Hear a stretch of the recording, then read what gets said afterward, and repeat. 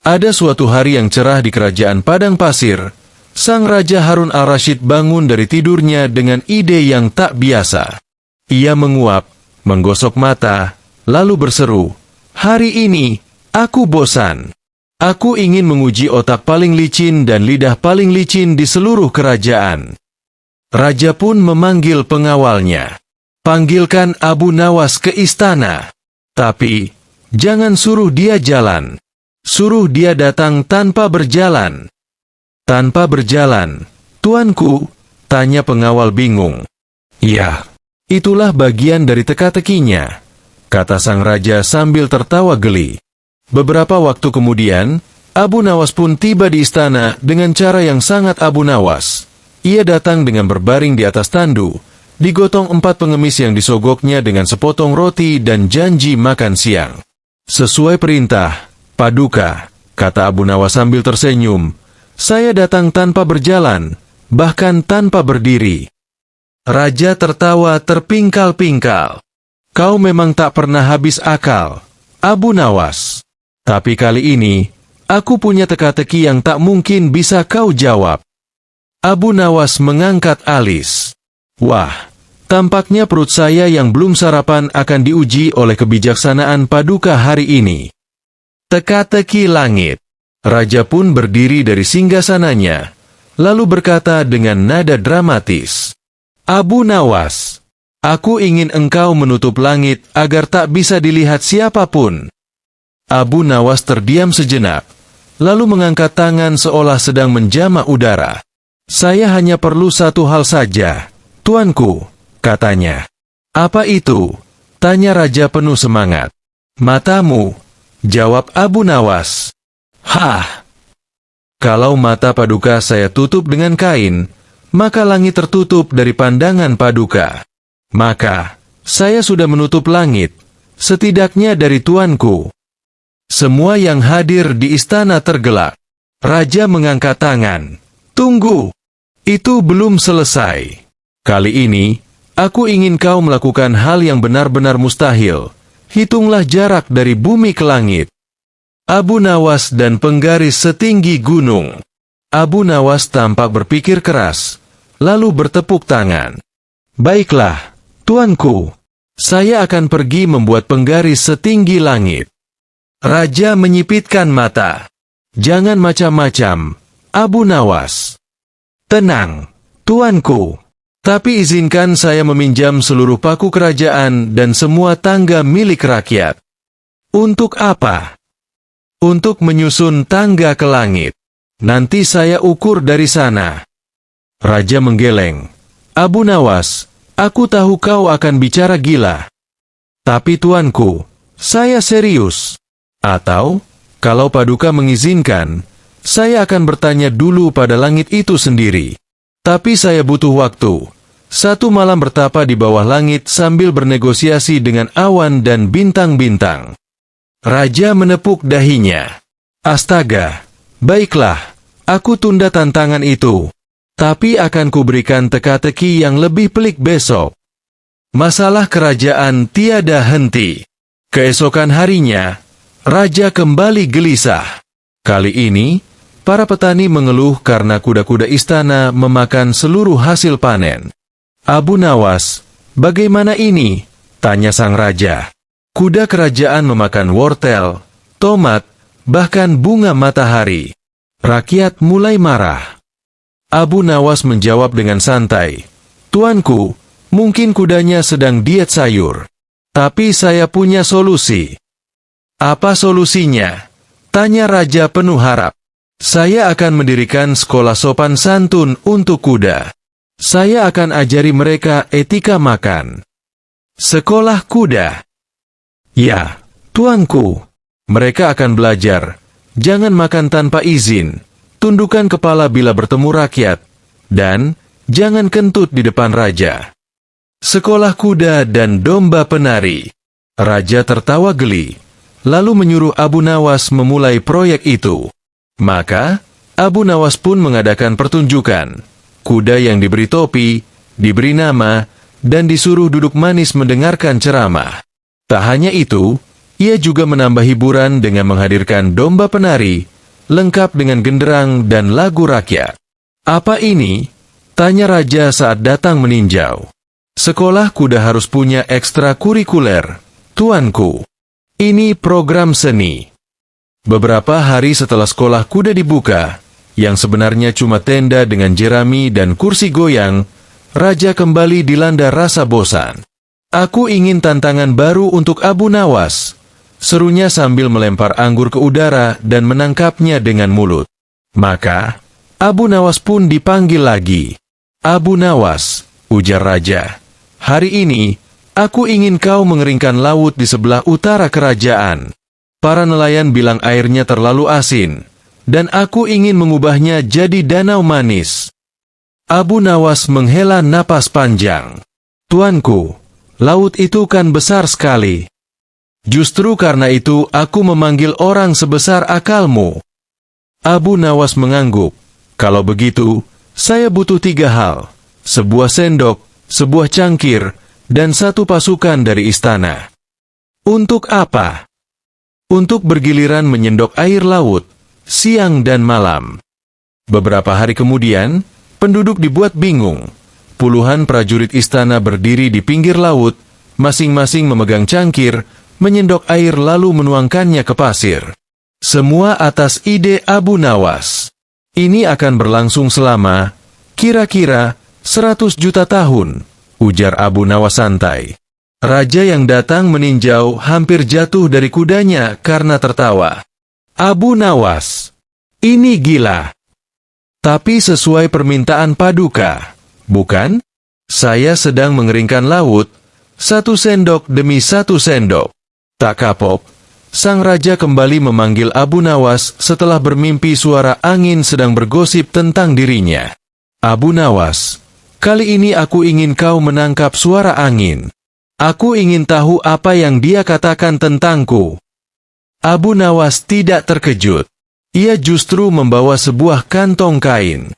"Saya akan tangkap suaranya dengan ini," katanya. Keesokan harinya, ia datang ke istana dengan membawa kantong yang terikat rapat. "Sudah kutangkap, tuanku. Suara angin." Raja tercengang. "Buka. Aku ingin dengar." Abu Nawas membuka kantongnya perlahan. "Ho wush!" teriaknya sambil meniup dari mulut ke dalam wajah raja. "Astaga!" Raja terhuyung mundur. "Itu kau, bukan suara angin." "Tidak, tuanku. Itu suara angin, buatan. Karena suara asli, angin terlalu pemalu untuk bicara langsung pada Paduka." Sukses demi sukses Abu Nawas membuat iri seorang penasihat istana yang bernama Tuan Mahzab. Ia merasa posisinya terancam karena raja lebih sering tertawa bersama Abu Nawas daripada mendengarkan nasihat seriusnya. Maka, Mahzab pun menghasut raja. "Tuanku, jangan-jangan Abu Nawas ini hanya tukang kelakar. Bagaimana kalau kau berikan tantangan serius padanya? Misalnya, selesaikan perselisihan pajak antara 2 desa yang bertikai selama 10 tahun." Raja setuju. Maka Abu Nawas pun dipanggil lagi. 2 desa, Desa Simeong dan Desa Sigong, berkelahi karena satu hal, seekor kucing yang pindah dari satu desa ke desa lain. Kucing itu dulunya dijadikan simbol Desa Simeong, tetapi kini dipelihara oleh kepala Desa Sigong. Kucing itu, konon katanya, bisa memprediksi hujan dengan mengeong pelan. "Selesaikan masalah ini, Abu Nawas," titah raja. Abu Nawas pun mengumpulkan kedua kepala desa dan bertanya dengan serius, "Siapa nama asli kucing ini?" "Kami panggil dia Ratu Cuaca," jawab keduanya serempak. "Luar biasa," gumam Abu Nawas. "Kucing ini rupanya bisa meramal." Maka, sesuai hukum kerajaan, ia termasuk pegawai istana golongan ajaib. Dan pegawai istana harus tinggal di istana. Maka Ratu Cuaca dibawa ke istana, dan perselisihan desa pun selesai. Raja tertawa, "Kau memang ahli damai, dengan cara licik." Suatu hari, seorang pedagang asing datang membawa air dari pegunungan jauh. Ia berkata, air ini bisa membuat siapapun jadi penyair hebat hanya dengan satu teguk. Raja langsung tertarik, karena ingin menyaingi Abu Nawas dalam berkata-kata. Air itu pun diminum oleh seluruh pejabat kerajaan. Dan keesokan harinya, kekacauan pun terjadi. Wazir pertama, wahai pagi yang mendung, hatiku pun ikut menggantung. Prajurit jaga gerbang, salam datang, wahai pelintas. Kalau hatimu gundah, mampirlah sejenak di bawah sinar lilin cinta. Juru masak, aku menumis harapan, mencampur harapan dengan bawang merah. Raja pusing 7 keliling. Abu Nawas, kerajaan ini bukan panggung puisi. Lakukan sesuatu. Abu Nawas pun mengumpulkan seluruh penyair dadakan itu dan berkata, saudara-saudaraku sekalian, syair memang indah, tapi ingatlah, bukan semua perut bisa dicerna dengan kata-kata. Maka, mulai hari ini, semua yang ingin bersyair harus bayar pajak, per bait 1 dirham. Keesokan harinya, tak ada lagi yang bersyair. Raja berkata, Abu Nawas, kadang aku benci kamu, tapi juga cinta kamu. Saya juga begitu, tuanku, jawab Abu Nawas sambil menunduk dengan licik. Setelah kegaduhan syair berakhir, Raja kembali gelisah. Aku bermimpi semalam. Aku berjalan di ujung pelangi dan menemukan peti penuh emas, kata sang raja dengan mata berbinar. Abu Nawas, temukan untukku ujung pelangi itu. Aku yakin emasnya nyata. Abu Nawas tersenyum lebar. Saya akan mencarinya, tuanku. Tapi saya butuh satu hal. Apa itu? 1 lembar izin jalan keliling kerajaan dan seekor keledai. Raja heran. Kenapa keledai? Agar saya tidak tergoda naik kuda dan mengejar pelangi dengan terlalu semangat. Saya harus mengejarnya dengan lambat, agar bisa berpikir sambil melamun. Selama seminggu, Abu Nawas berpura-pura berkeliling kerajaan, menulis catatan, hari ini pelangi muncul di selatan. Saya kejar, tapi dia pindah ke barat. Di minggu ketiga, Abu Nawas kembali dengan tangan kosong. Ujung pelangi itu, seperti kebahagiaan palsu, tuanku. Semakin dikejar, semakin jauh dia pergi. Raja termenung. Jadi tidak ada emas. Emasnya ada, tapi bukan di ujung pelangi, melainkan di dalam hati Paduka, saat Paduka berhenti mengejar apa yang tak pasti. Para menteri tercengang. Raja mengangguk, dan menyuruh dapur istana menyajikan teh manis untuk Abu Nawas. Suatu malam, Raja menatap langit yang penuh bintang. Ia bergumam, Abu Nawas bisa menutup langit, tapi bisakah dia menghitung bintangnya satu-satu? Paginya, Abu Nawas pun dipanggil lagi. Hitunglah bintang di langit, titah Raja. Abu Nawas langsung membuka gulungan kertas panjang yang sudah ia bawa. Saya sudah menghitungnya, tuanku. Tepat 1111, dikali 4. Apa? Bagaimana kau tahu itu? Saya hitung bayangannya di mata saya. Tentu ini hitungan perkiraan karena kalau terlalu akurat, saya bisa gila. Raja nyengir. Kau sudah gila sejak lama, Abu Nawas. Para pejabat kerajaan makin gemuk, dan banyak yang tak bisa berdiri dari kursi mereka. Rakyat mulai resah karena urusan administrasi terhambat. Abu Nawas, apa yang harus kita lakukan? Para pejabatku sudah seperti bola raksasa, keluh Raja. Abu Nawas mendatangi kantor-kantor mereka, melihat seorang pejabat yang hanya bisa berteriak, tanda tangan? Taruh saja di meja saya tak bisa bangun. Abu Nawas mengusulkan sistem baru. Mulai sekarang, meja tanda tangan akan ditaruh di atas roda dan ditarik keliling kota. Jadi rakyat yang datang tak perlu naik tangga istana. Pejabat tetap duduk, rakyat tetap jalan, dan semua senang. Kalau begitu, kenapa tidak rakyat saja yang jadi pejabat? Tanya Raja Jahil. Kalau semua jadi pejabat, siapa yang akan mengadukan keluhannya? Tuanku, jawab Abu Nawas sambil tersenyum.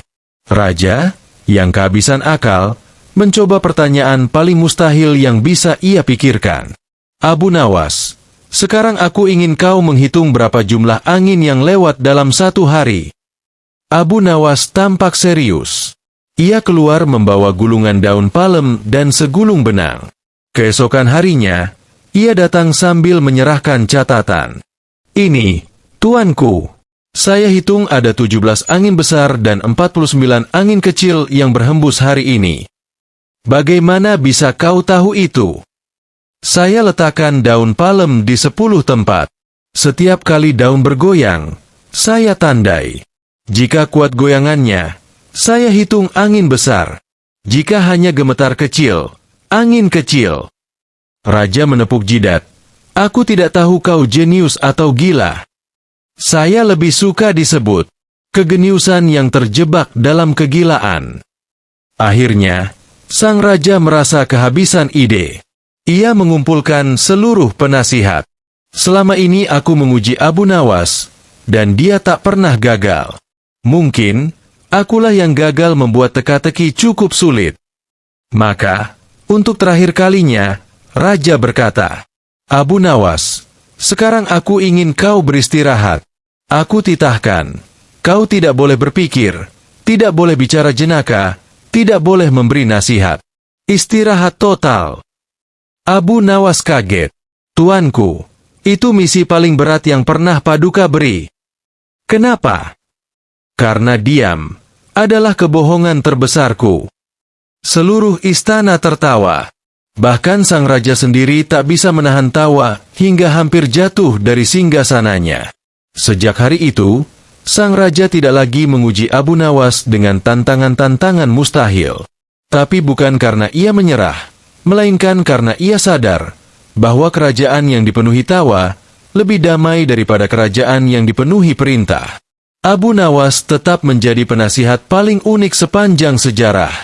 Ia tak punya gelar, tak punya pangkat, tapi semua orang, dari pejabat sampai rakyat, mengakui, tanpa Abu Nawas, kerajaan akan sepi dari tawa dan akal sehat.